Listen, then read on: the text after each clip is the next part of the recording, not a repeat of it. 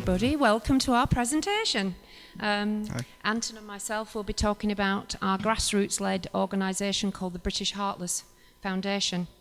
Just a little bit about our background. As you heard earlier, we're both ex-SHAC activists, and you're probably aware of the SHAC campaign that after 15 years, it finally folded about 2 years ago. And as you probably know, it stopped due to oppression and restrictions on protesting.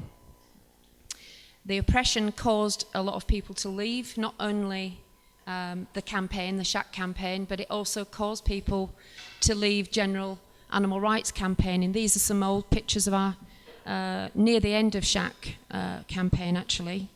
But just after this particular organisation, the US Bank, they brought out an injunction which was just impossible to work around. So there was a general malaise in the UK animal rights movement. People weren't active. It was hard to motivate people to take part in any kind of protest. And actually, we believed there were still people out there that were potential activists, but it was just, you know, what sort of campaign could we devise that would engage people? So, this is a leaflet that was produced by Animal Aid in England. They're a very well, highly regarded organisation, and they do quite a bit on vivisection. And this was actually focused on high street charities that funded vivisection. There are many, but including the many are two specifically that are usually in the sights of animal rights activists, and they are the British Heart Foundation and Cancer Research UK. There was an awful lot of information in this booklet, not only the types of vivisection they funded, but they gave lots of interesting information about the number or the amount of money that they were actually giving to scientists, which amounted to millions and millions of pounds to give to scientists to experiment on animals.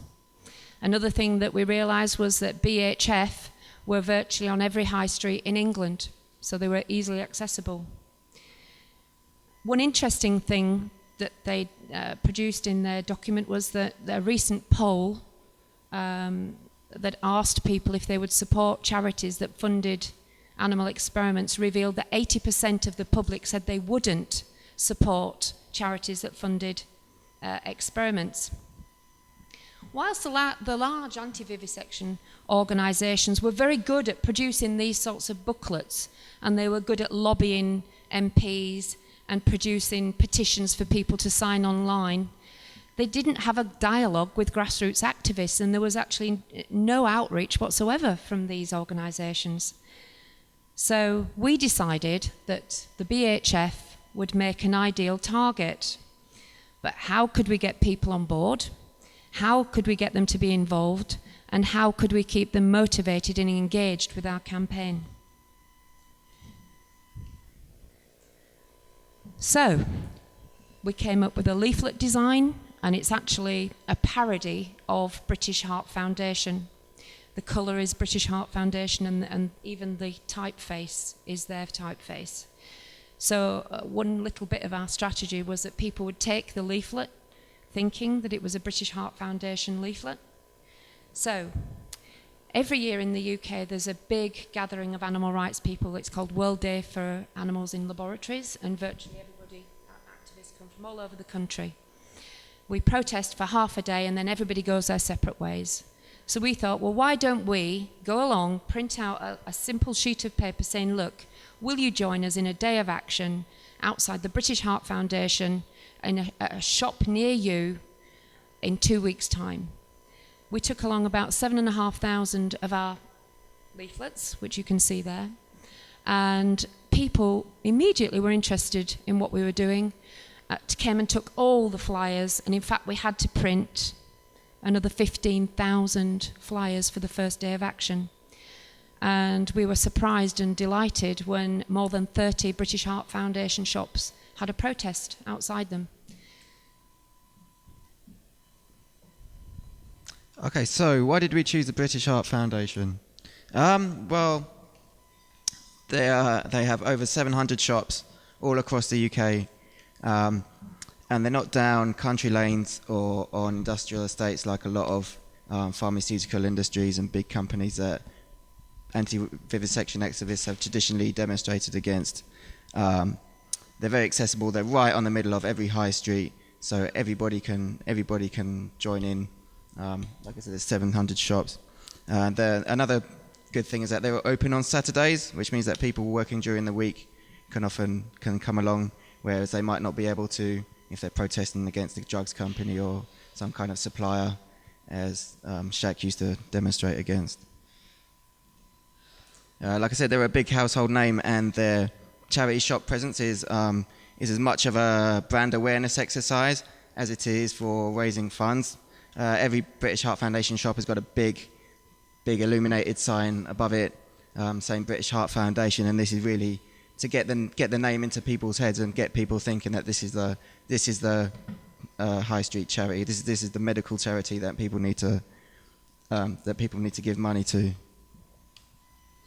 They use lots of different animals. It's not just rats and mice, the typical laboratory animals that people think about, or that people assume that they use. They use sheep, rabbits, pigs, guinea pigs, goats, ferrets, you name it. The British Heart Foundation will test on it. They're less litigious, or at least we hope so. You get a lot of the problem with Shaq campaigns is that big pharmaceutical industries, they can just drop £50,000, £100,000, just like that.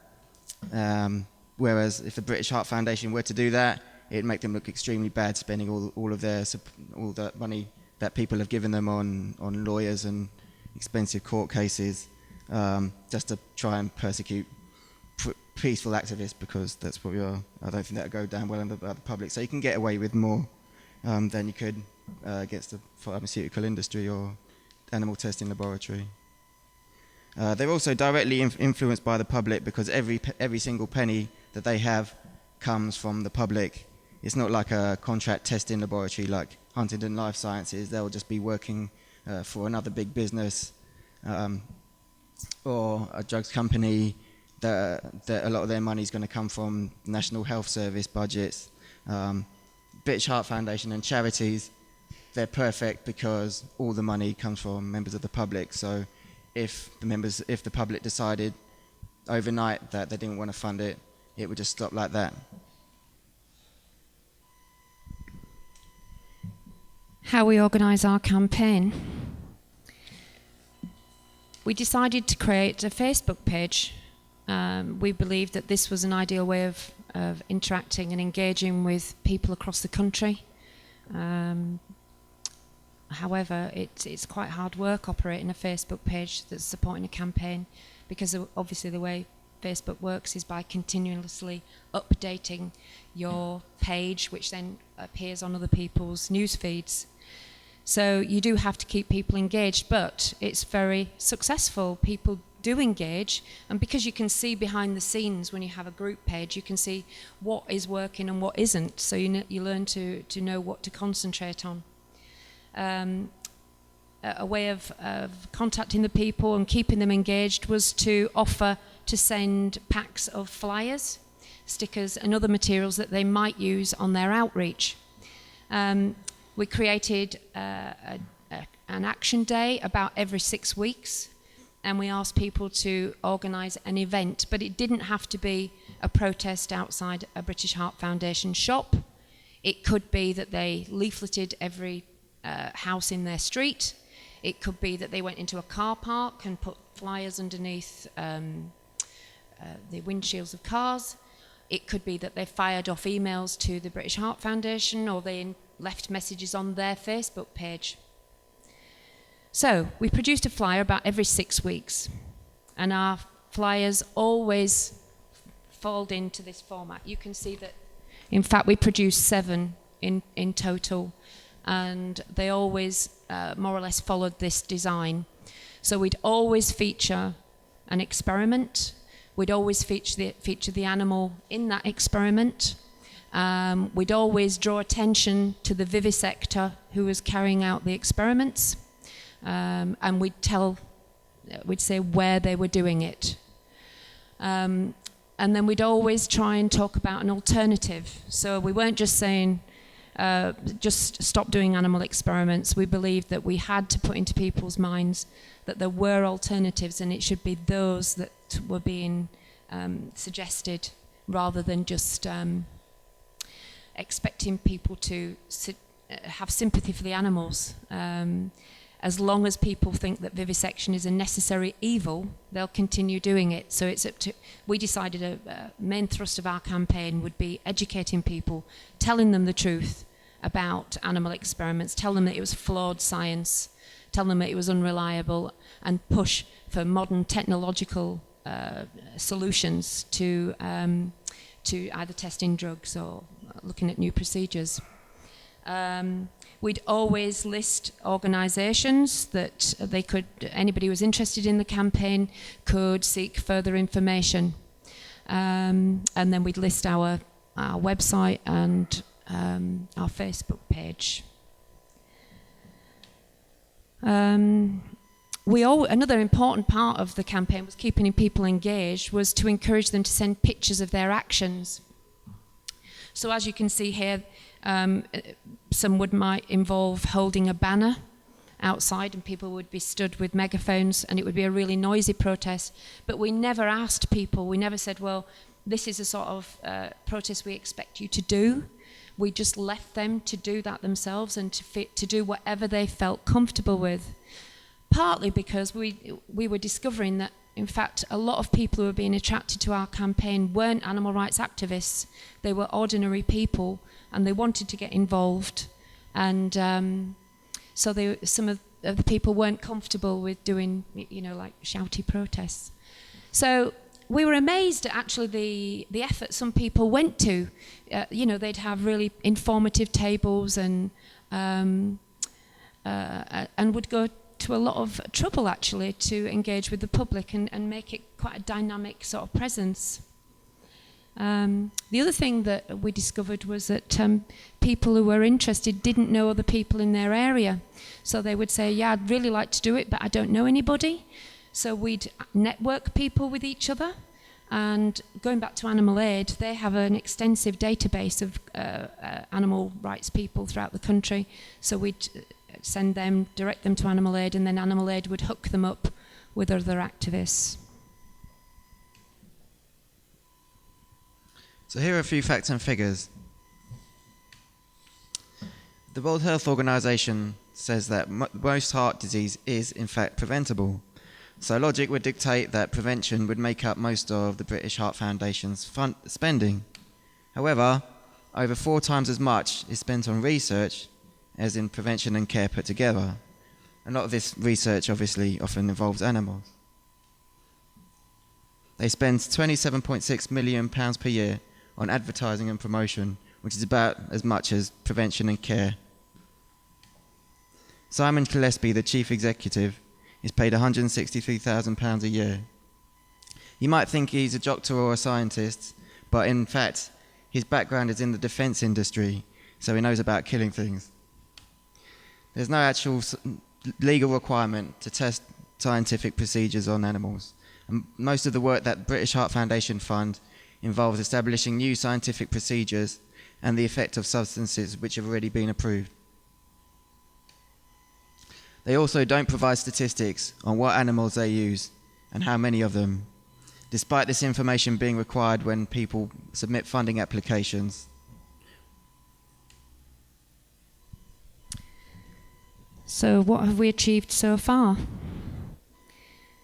Well, in terms of our Facebook page, at least 3,000 people have engaged with it, and many people contribute on a regular basis. We've compiled a contact list of more than 240 people who have participated in 1 or more days of action. We've had 7 days of action, by the way, and many of those people have participated in all of them. 11 groups have purchased their own banners and are organising their own days of action now independently of our actions. As we go through the pictures, you'll see the type of things people organise, and some of them are really big protests. There's a person there singing a song about the British Heart Foundation, which you'll hear later. Sometimes we've joined in with people who've organised actions themselves. This is on World Day, and this is one of our banners. This is a group who've done a banner protest at a British Heart Foundation event. British Heart Foundation work really hard in getting their name out there and getting people participating in their fundraising events. And the majority of people who go on those fundraising events have absolutely no idea that British Heart Foundation fund animal experiments. This is a big event in Hyde Park last year when they have a fun run. We decided we'd disrupt it. So as you can see, we've got a dog, and in fact there's another dog somewhere else, and we put it across the start line of the race. There were, I don't know, several thousand people racing on that day, and we held it up for 5 minutes, which doesn't sound a long time, but it is when you're holding that banner. This is another one down at Southampton or Portsmouth. I can't remember which one it is, but again, we're getting the message out there that British Heart Foundation money is spent on cruel experiments. This is another banner drop in London. It's a marathon, as you can see. And then this is the British Heart Foundation headquarters, and this is another organisation who organised an event there, which we then supported. The number of ideas they come up with for generating money is endless. This is a gimmick that they come up with, encouraging people who work in offices to wear red on that particular day and fund money. This is another protest at their headquarters. There we are, megaphones.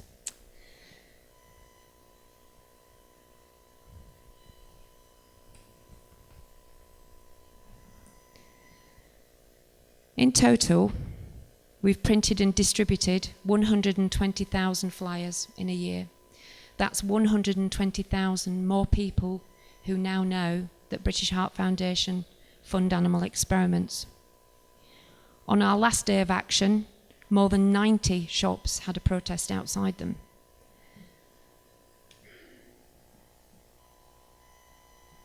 And these are the stickers. We've produced 6 or 7 different design stickers, and people have been quite creative with the stickers.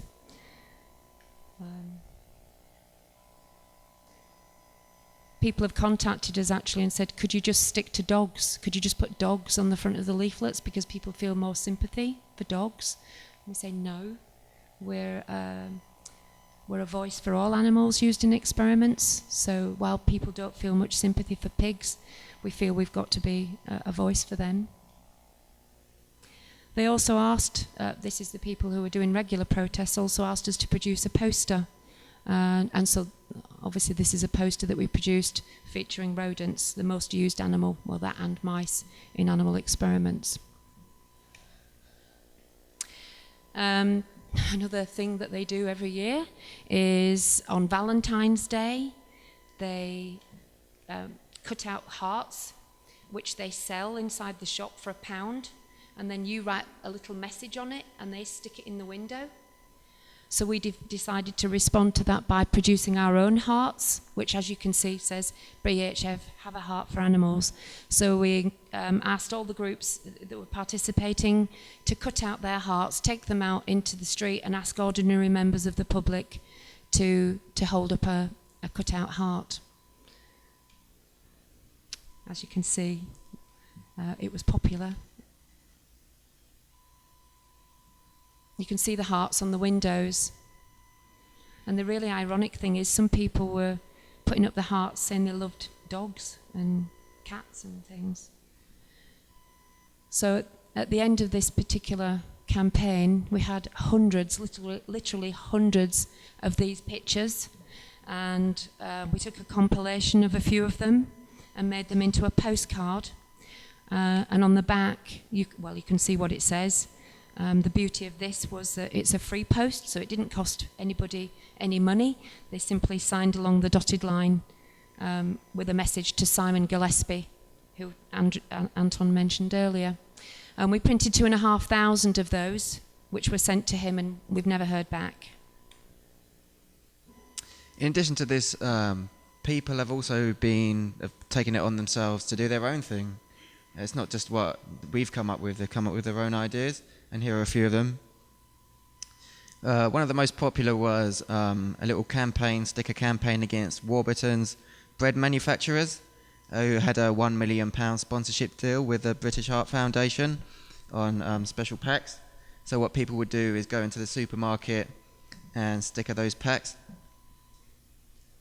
Another thing people have done is sticker in the bins. The British Heart Foundation have donation bins dotted around where people can donate their books, DVDs, all the stuff they don't want. And it goes to the British Heart Foundation. So now, whenever people put something in that bin, they'll know about what actually happens. People have also been doing random things like writing messages on £10 notes. So there are a few of those in circulation now. This is another thing that people are doing, going into the British Heart Foundation charity shops themselves and putting flyers in the merchandise so that anyone buying it will know. British Heart Foundation also have a scheme where members of the public get given free carrier bags, and the idea is that they go fill up all the stuff they don't want anymore from their home, and British Heart Foundation will come along and pick it up and sell it in their shops. So people have been stickering those as well. As you can see, the British Heart Foundation messages all over the UK in all different ways. They really try their best to get their name out there in whatever way they can. This is someone stickered the front of the shop. And this is on the tube train in London. And this is a 16-foot wide vinyl banner. It was previously advertising British Heart Foundation sponsored bicycle ride, but some enterprising activists decided to take it down. And this is something that happened in Birmingham. Go on.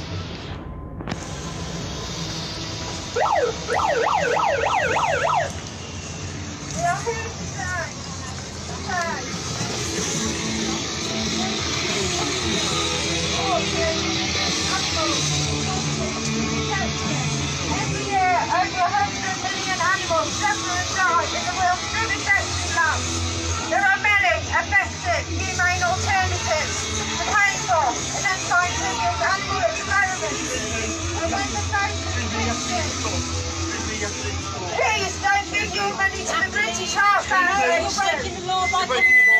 Please donate to Dr. Hatwin Trust. This company is funding vivisection and the cruel murder of millions of innocent defenceless animals. It's not science, it's violence. It's not science, it's violence. It's not science, it's violence. It's not science, it's violence. It's not science, it's violence. It's not science, it's violence. Shame, shame, shame on you. Shame, shame, shame on you. Shame, shame, shame on you. Shame, shame, shame on you. Shame, shame, shame on you. Shame, shame, shame on you. So, like any campaign, ours hasn't been without its difficulties. So here are a couple of them. One of the worst things is that running this campaign involves reading a lot of scientific literature, and neither myself nor Denise are scientists, so it's quite difficult wading through all the lingo, all the jargon that we don't really understand to get the gist of the information, which is what animals are used, how many of them, and what happens to them, how they die, basically. So that's a lot of time is spent wading through these papers. Another thing that's happened is that since we started our campaign, the British Heart Foundation have in response to our campaign, released this leaflet themselves, trying to justify their use of animals in research. And as you can see on the front, there's a picture of zebrafish in a tank. We noticed they didn't choose dogs or guinea pigs because people are more likely to feel compassion for dogs and guinea pigs. People are going to look at this and think, oh, it's only a fish, oh, it's only a mouse. It doesn't mention, the leaflet doesn't mention any of the other animals that they use. And also there's a very misleading statement at the bottom. It says that by law, all emerging treatments must be trialled in animals before first tests on humans can take place. But as I explained earlier, they're not testing drugs. They're normally testing scientific procedures and the effect of already established drugs. So that statement is intentionally misleading. So where does this campaign go next? Well, we figure that the next logical step would be to target the universities themselves, because after all, that's where all the experimentation takes place and where all the money goes. And British Heart Foundation, they have 6 what they call centres of research excellence, which are big established universities in the UK. So they are Oxford, who receive 114.4 million, Cambridge, who receive 3 million, Glasgow, who also receive 3 million, Edinburgh, who receive 10.6 million, King's College London, who receive 15 million, and Imperial College, also in London, and they receive 11.9 million. These are just the big 6. There are others around the country, and there's also individual researchers who are paid to have fellowship grants by the British Heart Foundation, and just these 6 alone, as you can see, is £57.9 million, which is almost £1 for every single person in the UK, so it's a lot of money. So we decided to release a brand new leaflet in a change from our typical design, and this is targeting all the university students who might not know that this stuff takes place. So we asked the question: do you realise that animal experiments are taking place in this university? Because a lot of people simply won't know. And that's the inside. We've used some pictures from undercover footage of a laboratory in Imperial College, London, which is one of the BHF Centres of Research Excellence, so people can see what actually goes on in these universities.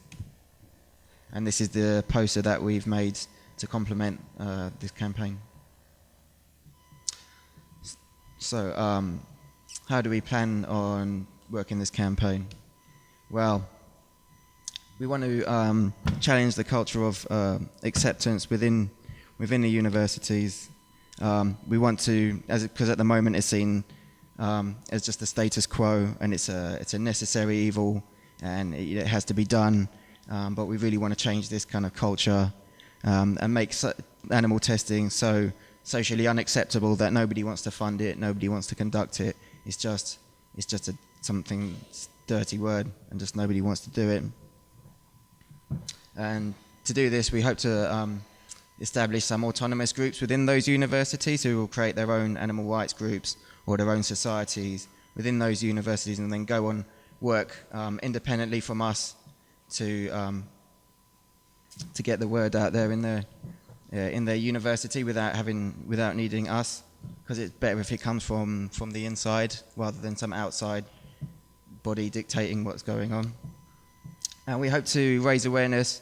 We hope these groups will raise awareness of what happens of the animal testing taking place in their university through things like protests, and also other forms of outreach such as letters to student newspapers and stuff like that. We're going to name and shame the individual vivisectors, and we're going to campaign for openness, because at the moment the universities don't want people to know what kind of experiments the animals are used in. They will release figures about the number of animals they used under the Freedom of Information Act, but they're not really open about what it's actually achieving. We want to promote the use of non-animal alternatives, and we want to get scientists who are opposed to vivisection on board with our campaign to help the students who don't want to test on animals.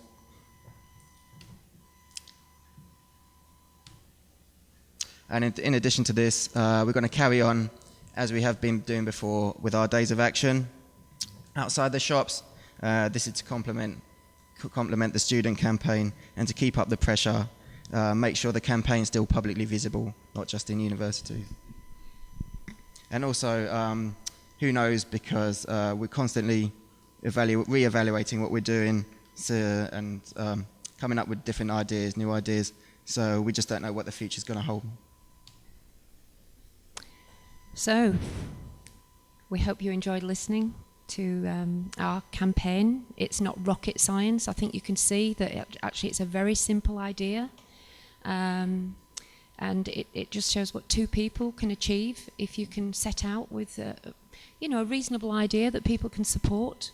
So people are out there. They are willing to join in if you can get them on board.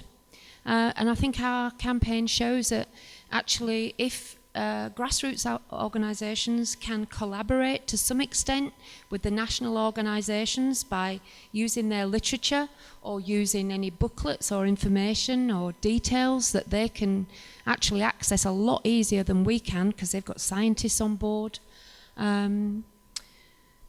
So that's it. What we've done is we've blown British Heart Foundation's dirty little secret. Up until our campaign, everybody who shopped in there, they had no idea that the money they were giving to the British Heart Foundation could be spent on animal experiments. And we know through protesting and doing outreach outside British Heart Foundation, we get an awful lot of support, and people say they will not give their money to them. So there you have it. Thank you. And finally,